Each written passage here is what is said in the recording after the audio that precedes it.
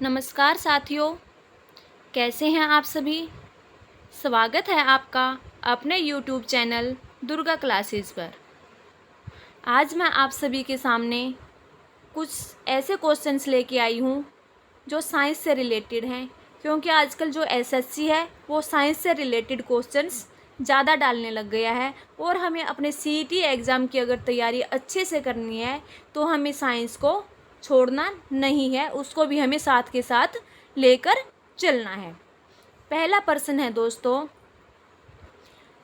इससे पहले video start करें उससे पहले आपसे एक बात कहना चाहूँगी दोस्तों, अगर आपको वीडियो पसंद आए तो प्लीज़ वीडियो को लाइक करना, शेयर करना और मेरे चैनल को सब्सक्राइब ज़रूर करना दोस्तों, ताकि मैं आगे भी आप सभी के लिए ऐसी ही यूजफुल वीडियोज़ लेकर आती रहूं और मेरा भी मोटिवेशन जो लेवल है वो हाई रहे।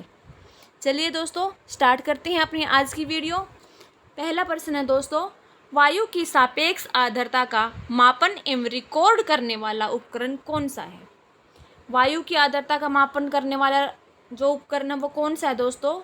हाइड्रोमीटर है, हाईग्रोमीटर है, लैक्टोमीटर है या फिर बैरोमीटर है। ये है दोस्तों हाईग्रोमीटर। कौन सा है, हाईग्रोमीटर। नेक्स्ट है दोस्तों, हमारी आकाश गंगा की आकृति कैसी है। हमारी जो आकाश गंगा है उसकी आकृति कैसी है, वृत्ताकार है, दीर्घवृत्ताकार है, स्पाइरल है या उपयुक्त में से कोई नहीं है। कैसी है दोस्तों, हमारी आकाश गंगा की आकृति है स्पाइरल। नेक्स्ट है दोस्तों, भिन्न भिन्न तारों के भिन्न भिन्न रंग निम्नलिखित में से किसकी विविधता के कारण होते हैं। आकाश में जो तारे टिमटिमाते रहते हैं उनके रंग अलग अलग होते हैं, कोई डार्क कलर का होता है, कोई थोड़ा लाइट कलर में स्काई ब्लू से कलर में होता है। ये किस वजह से होता है, उनका तापमान के कारण, दाब के कारण, घनत्व के कारण, इनसे विकिरण के कारण। बताइए दोस्तों, किस वजह से होता है, तापमान के कारण। तापमान के कारण। दोस्तों आप भी साथ के साथ इनके क्वेश्चंस का आंसर देने की कोशिश कीजिए। अगला प्रश्न है दोस्तों, बैटरी के प्रचालन का मूल सिद्धांत है। बैटरी जो हमारे घरों में ऑलमोस्ट अब तो यूज होती हैं, इन्वर्टर की बैटरी होती है, गाड़ियों में बैटरी होती है, हर जगह बैटरी का यूज हो रहा है आजकल। तो उसका जो प्रचालन है उसका मूल सिद्धांत क्या है दोस्तों। अमल आधारित अंतरक्रिया या फिर अपोहन डायलाइसिस, विद्युत अपघटन या उपापचय। ये है दोस्तों, क्या है इसका आंसर, उपापचयन। क्या है, उपापचयन। नेक्स्ट है दोस्तों, निम्नलिखित में से कौन सा रंग संयोजन दिन और रात के समय अधिक सुविधाजनक होता है। कौन सा रंग अधिक सुविधाजनक होता है दिन और रात के समय। पहला है नारंगी और नीला, दूसरा है श्वेत और काला, तीसरा है पीला और नीला, चौथा है लाल और हरा। कौन सा होता है दोस्तों, ये होता है श्वेत और काला। श्वेत और काला। श्वेत किसको बोलते हैं, सफेद को ही श्वेत बोलते हैं। अगला है दोस्तों, ऊनी कपड़े शरीर को गर्म रखते हैं। क्यों रखते हैं ऊनी कपड़े शरीर को गर्म। ऊन से शरीर का तापमान बढ़ जाता है, पहला ये है। दूसरा है ऊन कुचालक होती है। तीसरा है ऊन बाह्य पदार्थों से ऊष्मा का अवशोषण कर लेती है। चौथा है ऊन बाह्य पदार्थों से ऊष्मा ग्रहण नहीं करती। क्या है दोस्तों इसका आंसर होएगा दोस्तों, ऊन कुचालक होती है। ऊन कुचालक होती है। नेक्स्ट क्वेश्चन है दोस्तों, यदि किसी साधारण लोलक की लंबाई आधी कर दी जाती है तो उसके ढोलन की अवधि क्या हो जाएगी। उसके ढोलन की अवधि फर्स्ट है दोगुनी हो जाएगी, आधी हो जाएगी, गुणक द्वारा बढ़ जाती है या गुणक के द्वारा घट जाती है। बताइए दोस्तों क्या होएगा? इसका राइट आंसर होगा दोस्तों गुणक के द्वारा घट जाती है। क्या हो जाती है? गुणक के द्वारा घट जाती है। अगला प्रश्न है दोस्तों, संतुलन एक ऐसी स्थिति है जिसमें कभी परिवर्तन नहीं हो सकता। पहला है, तभी परिवर्तन हो सकता है जब किसी बाहरी कारक में परिवर्तन होता है। तभी परिवर्तन हो सकता है जब किसी आंतरिक कारक में परिवर्तन होता है। या फिर तभी परिवर्तन हो सकता है जब सरकार नीतियों में परिवर्तन होता है। क्या है दोस्तों इसका राइट आंसर? तभी परिवर्तन हो सकता है जब किसी आंतरिक कारक में परिवर्तन होता है। नेक्स्ट है दोस्तों, बॉल को लपकते समय एक क्रिकेट खिलाड़ी निम्नलिखित में से किसको कम करने के लिए अपना हाथ नीचे कर लेता है? किसको कम करने के लिए अपना हाथ नीचे कर लेता है दोस्तों बॉल को लपकते समय? पहला है बल, दूसरा है संवेग, तीसरा है आवेग और चौथा है कैच करने का समय। किसको कम करने के लिए हाथ नीचे करता है? वो है संवेग को कम करने के लिए। संवेग को कम करने के लिए। अगला है दोस्तों, भूस्थिर तुल्यकाली उपग्रह निम्नलिखित में से किस ऊंचाई पर परिक्रमा करता है? किस ऊंचाई पर परिक्रमा करता है? पहला है किसी भी ऊंचाई पर, दूसरा है एक निश्चित ऊंचाई पर, तीसरा है उस ऊंचाई पर जो उसके द्रव्यमान पर निर्भर करती है और चौथा है दोस्तों ध्रुव से ऊपरी ऊंचाई पर। बताइए क्या होगा इसका कोई आंसर? इसका आंसर होएगा दोस्तों एक निश्चित ऊंचाई पर। एक निश्चित ऊंचाई पर। अगला है दोस्तों, यदि वायुदाबी मंत्र कौन सा होता है? बैरोमीटर। पहले क्या आया था? हाइग्रोमीटर।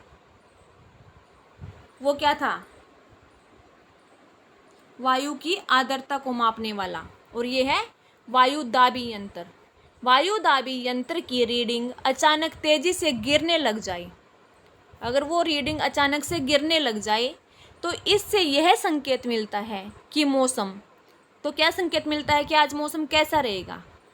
पहला है बहुत गर्म होगा, दूसरा अत्यधिक तूफानी होगा, तीसरा शीतलहर वाला होगा, चौथा कम से कम 48 घंटे तक लगातार वर्षा वाला होगा।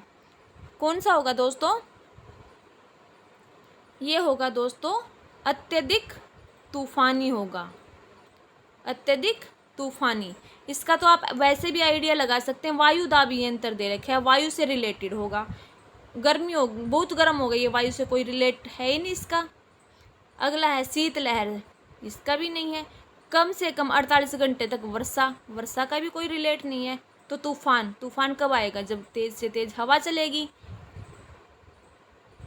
अगला है दोस्तों, किसी टावर के शीर्ष से समस्तरीय रूप से प्रक्षेपित किया गया कण जमीन पर उतनी दूरी पर गिरता है जो टावर के पाद की ऊंचाई के बराबर होती है। यह बताइए कि कण द्वारा तय किया गया पथ निम्नलिखित में से किसका भाग है? पहला है वृत्त का, दूसरा है परवलय का, तीसरा है दीर्घवृत्त का, चौथा है अपरवलय का। क्या है दोस्तों इसका राइट आंसर क्या होगा? इसका राइट आंसर है दोस्तों परवलय का। अगला है दोस्तों, क्षुद्र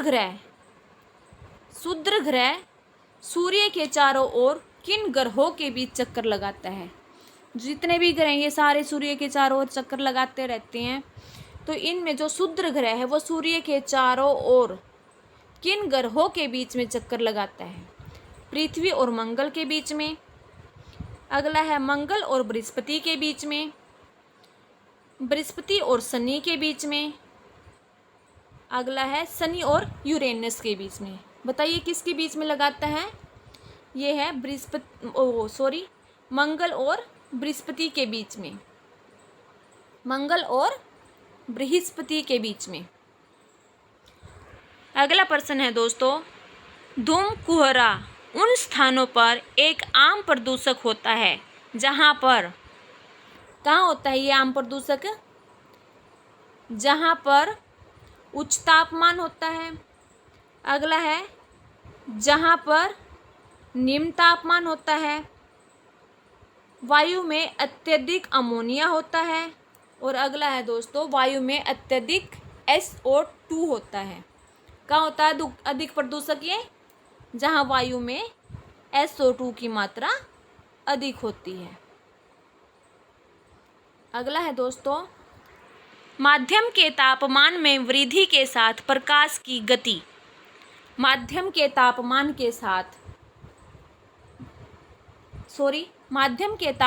में वृद्धि के साथ प्रकाश की गति क्या होती है?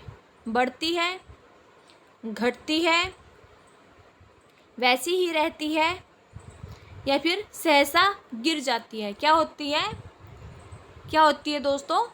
ये वैसी की वैसी ही रहती है, इसमें कोई भी बदलाव नहीं आता। नेक्स्ट प्रश्न है दोस्तों, शीतकाल में कपड़े हमें गर्म रखते हैं क्योंकि वे ऊष्मा प्रदान करते हैं। पहला है ऊष्मा का विकिरण करते हैं, वायु को शरीर के साथ संपर्क में आने से रोकते हैं, शरीर की ऊष्मा को बाहर जाने से रोकती हैं। क्या करते हैं शीतकाल में कपड़े हमें गर्म रखने के लिए? तो वो क्या करते हैं, जो हमारे शरीर की जो ऊष्मा है, हमारे शरीर की जो गर्मी है, उसको बाहर जाने से रोकते हैं। नेक्स्ट है दोस्तों, रेफ्रिजरेटर में शीतन किस प्रकार होता है? किस प्रकार से ठंडक होती है दोस्तों? किस प्रकार से होता है? फर्स्ट है फ्रीज़र में जमा हुई बर्फ़ के द्वारा, जो फ्रीज़र में जमा बर्फ़ हो जाती है उसकी द्वारा, या संपीड़ित गैस के सहसा प्रसार द्वारा। आप सभी को पता है रेफ्रिजरेटर के अंदर जो गैस होती है एक भरी जाती है उसके द्वारा। अगला है वाष्पीकरण द्रव के वाष्पन द्वारा। अगला है इनमें से किसी के भी द्वारा नहीं। बताइए कौन सा है दोस्तों? मैच कर लीजिएगा अपना साथ के साथ। इसका राइट आंसर रहेगा वाष्पशील द्रव के वाष्पन के द्वारा। वाष्पशील द्रव के वाष्पन के द्वारा। नेक्स्ट क्वेश्चन है दोस्तों, हम लघु तरंगों के प्रसारण को दीर्घ तरंगों के प्रसारण की अपेक्षा अधिक अच्छी तरह क्यों सुन सकते हैं? क्या है? लघु तरंगों के प्रसारण को दीर्घ तरंगों के प्रसारण की अपेक्षा अधिक अच्छी तरह सुन सकते हैं। ऐसा क्यों होता है? दीर्घ तरंगों की अपेक्षा लघु तरंगों में अधिक ऊर्जा होती है। लघु तरंगों पर वायुमंडलीय विक्षोभ का प्रभाव नहीं पड़ता। लघु तरंग के प्रसारण निकटस्थ रेडियो केंद्रों द्वारा किए जाते हैं। परंपरा से लघु तरंगे लंबी दूरियों के लिए हैं और दीर्घ तरंगे छोटी दूरियों के लिए आरक्षित हैं। राइट आंसर कौन सा होगा दोस्तों? इसका राइट आंसर रहने वाला है ए। दीर्घ तरंगों की अपेक्षा लघु तरंगों में अधिक ऊर्जा होती है। नेक्स्ट है इलेक्ट्रॉन सूक्ष्मदर्शी का आविष्कार किसने किया था? इलेक्ट्रॉन सूक्ष्मदर्शी का आविष्कार किसने किया था? पहला है नोल और रूस्का, दूसरा है रॉबर्ट कोच, तीसरा है लीवन हुक और चौथा है सीपी स्वानसन। बताइए कौन सा दोस्तों राइट आंसर? किसने किया था सूक्ष्मदर्शी इलेक्ट्रॉन सूक्ष्मदर्शी का आविष्कार? ये किया था दोस्तों ए नोल और रूस्का ने। नोल और रूस्का। नेक्स्ट है दोस्तों, जब बस सहसा मुड़ती है तब बस में खड़ा यात्री बाहर की ओर गिरता है, इसका कारण क्या है? आप भी जब कहीं ट्रैवल करने के लिए जाते होगे तो कई बार बस में सीट नहीं मिलती, तो कई बार हमें खड़े रहना पड़ जाता है बस में। तो क्या होता है? जैसे बस एकदम से टर्न लेती है तो हम इधर से उधर गिरने लग जाते हैं या बाहर की तरफ गिर जाते हैं। होता है ना ऐसा ही। तो इसका कारण क्या है दोस्तों? देखिए ऑप्शन है, उस पर बाहर की ओर घर्षण, गति का जड़त्व, अगला है संवेग में परिवर्तन, अगला है त्वरण में परिवर्तन। बताइए क्या कारण है इसका, आंसर देना। इसका राइट आंसर है दोस्तों गति का जड़त्व। नेक्स्ट है दोस्तों, भूस्थिर उपग्रह के लिए निम्नलिखित में से कौन सा सही नहीं है? बताइए इनमें से कौन सा सही नहीं है। एक ऑप्शन गलत दिया गया है और वो गलत ऑप्शन आपको इनमें से ढूंढना है। जब भी दोस्तों आप कोई भी पेपर देने जाते हो, एग्ज़ाम देने जाते हो, तो पहले प्रश्न को अच्छे से रीड किया करो। हम इतना रीड कर लेते हैं, भूस्थिर उपग्रह के लिए निम्नलिखित में से कौन सा सही है, हम नहीं को रीड करना भूल जाते हैं और वहीं से हमारा जो क्वेश्चन है वो गलत हो जाता है। फिर इसका फर्स्ट है दोस्तों, इसकी समय अवधि 24 घंटे है। इसका कोणीय वेग पृथ्वी के अक्ष पर कोणीय वेग के बराबर होता है। यह अंतरिक्ष में एक जगह स्थिर होता है। यह विषुवत के ऊपर पश्चिम से पूर्व की ओर परिक्रमण करता है। बताइए दोस्तों क्या होएगा इसका राइट आंसर, बताइए। यह अंतरिक्ष में एक जगह स्थिर होता है, यह रहेगा इसका राइट आंसर। एक मिनट।